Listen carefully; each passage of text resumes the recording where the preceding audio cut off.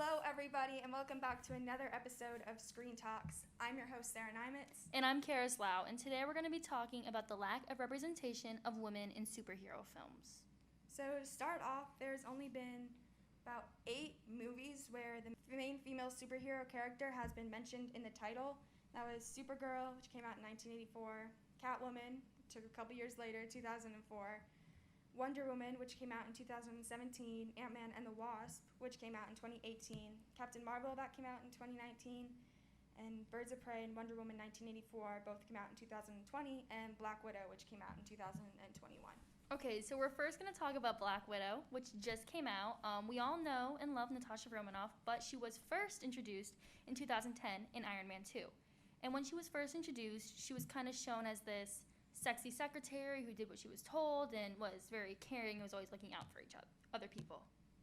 Yeah, so she was either thrown into a relationship or flirting with another member of the team, or she kind of acted like a mother to other characters on the team.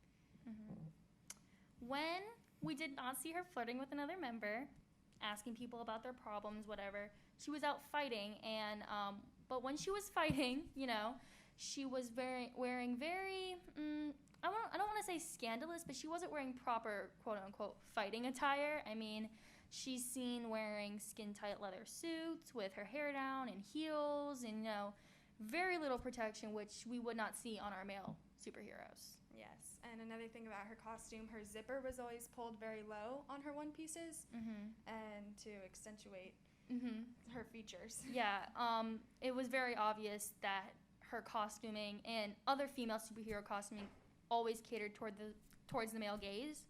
Another example of that is Wonder Woman's costume. If you're familiar, she is not wearing much. It's like a strapless corset. If you know anything, a corset is not very comfortable, let alone comfortable to fight in. With a skirt, not very much protection other than those little metal bands on her wrist. Yes, and she's also thrown into these very high-heeled wedges, boot things. Not really even sure what you would call them. Yeah. And her hair, whenever she fought, was always down. Another woman who we see in the Marvel movies is Scarlet Witch, a.k.a. Wanda. In Age of Ultron, she was fighting in a dress. She was also wearing heels. She had her makeup done. Her hair was down. It was very unrealistic, and it's not a very good representation of women today who, would be fighting. It's very problematic how women, are not portrayed properly in superhero films. Your two hosts are women. We think it's very aggravating growing up and only having one movie centered about a female, and even then, she's reduced to very little. Yeah. Another superhero that we didn't touch on was Captain Marvel. She's a very controversial topic in the Marvel world among fans. Many people do not like her for the same reason they like Tony Stark or Thor. Yeah. Tony Stark's character, Captain Marvel's character, she's very aware and comfortable with her powers. She knows what she can do. She's a boss woman, basically. And people really didn't like her for that. They thought she was snarky and arrogant and full of herself. But when we look at Tony Stark's character, he has those same qualities about him. He's a narcissist, he's a playboy, but knows what he wants, when to get it, yeah. And people love his character for that, but they don't like Captain Marvel's character for that. Yeah, when there's fighting back and forth, I don't like Captain Marvel, blah, blah, blah, they list all their reasons, but then it's just reduced to, I don't like her because she's a woman and she knows what she wants, and that's what I'm not used to seeing, therefore I don't like it. Yeah. I believe Captain Marvel was directed by a woman, right? I'm pretty sure. I'm pretty sure it was directed by a woman because I don't think a male director would put Captain Marvel in that type of suit. Yeah. That's another thing. Black Widow 2021 was directed by a woman, if you did not know. And you can even see from the movie poster, she is a lot more protected and covered than it was in past Marvel movies. I mean, if you're taking a look at the Black Widow poster, she is wearing a covered suit, like it's covered her. There's a little padding in there. Her hair is up. Yes. She's wearing combat boots. It's very different from what us women have been used to seeing in the cinema. Which is very good. I think Captain I mean, I think Black Widow had a lot of redeeming qualities about it, Mm-hmm. but it was only one movie centered around her, and people, I think, still see her as the sexy secretary we saw in Iron Man 2, which is a shame because, once her first movie comes out, then Mm-hmm. Yeah, and speaking of Black Widow, it took us so long to get a standalone movie of her. I mean, it took till she died in Endgame for fans to be like, give us Black Widow, till we finally got it in 2021. yeah. And, I mean, this representation is just the tip of the iceberg. I mean, all these women we've talked about are white women.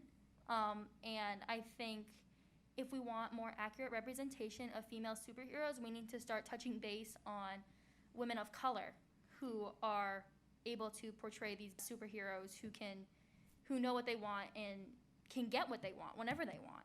Yeah. And I hope we see Shuri as Black Panther since Mhm. we'll no longer get Chadwick Boseman, which is a shame. So hopefully Shuri, who plays the Black Panther's little sister, hopefully we'll see more of her in the suit. Yeah, moving forward, I know Phase 4, I believe, of Marvel, we're expected to see a lot more women. The Shang-Chi movie that just came out, I don't want to spoil, but the sister, at the end, she's been set up to possibly get a movie of being the new leader of the Ten Rings, which I think is so amazing because we haven't really seen Asian representation in Marvel movies, and I just think it's a really cool step forward that I'm really excited to see. Yeah, and I'm glad we're getting more characters because for a long time, it took till I was 11 years old for Wonder Woman to come out. Mm-hmm. Yeah, I was 13 when that came out. I remember seeing it in theaters with my dad and my sisters and being like, wow, this is kind of the first female superhero movie I can almost like remember. And I don't want to say resonate with, but feel empowered by because, I mean, again, one of the first superhero women fighting crime that I've seen on the big screen. Yeah, and it was really good to see. It made me feel much more powerful as a Mhm. young girl because growing up, it was always about, oh, do you like Spider-Man or Batman more or Superman? Like Mhm. Batman versus Superman. So it was kind of aggravating to never have like a woman character in there, so I'm glad we're getting that. Yeah, and I just think this is so amazing for young girls growing up now. I mean, I know it's a very short list of female superhero movies, but it's a list nonetheless, and it's more than what other girls growing up have had. And so I just think it's very pivotal, and I think it's very important to have little girls see themselves on the big screen. I mean, I know in Shang-Chi, I was watching it, and I felt, wow, I think this is just so amazing, because we've never seen an Asian American female fighting on screen like that. That's so amazing. Yeah, so it's very exciting, and Mhm. I hope that Marvel and DC and any other producers that want to make a female lead superhero focus a little more on the superhero instead of the superhero and her relationships and just on Mhm. the main female. Focus more on her story, not how she's affecting others. Like, just look inward Yeah. and just take from what you've learned from other movies and feedback and just try and apply that to the upcoming movies. I know we're really excited to see them. Yes. And I hope everyone else is really excited to see them because, I mean, without women, get nowhere in life. So, All right. Thank you for listening. again, I'm Karys. And I'm Sarah Nyemetz.